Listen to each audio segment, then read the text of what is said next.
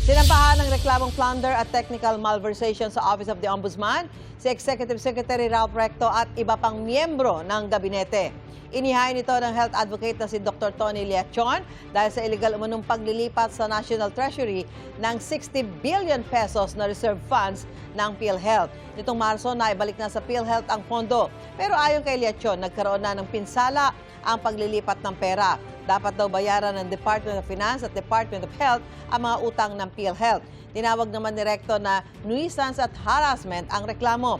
Anya, dati nang sinabi ng Korte Suprema na wala siyang kriminal na pananagutan kaugnay ng paglilipat ng pondo. Sabi naman ng palasyo, lahat ay may karapatang magsampa ng reklamo pero ang tanong ay kung mananalo ito.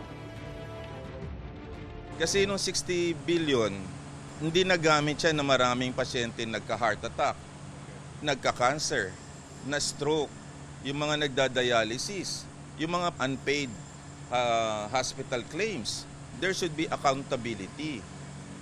So, ganun na lang ba yun? Sorry nagkamali kami.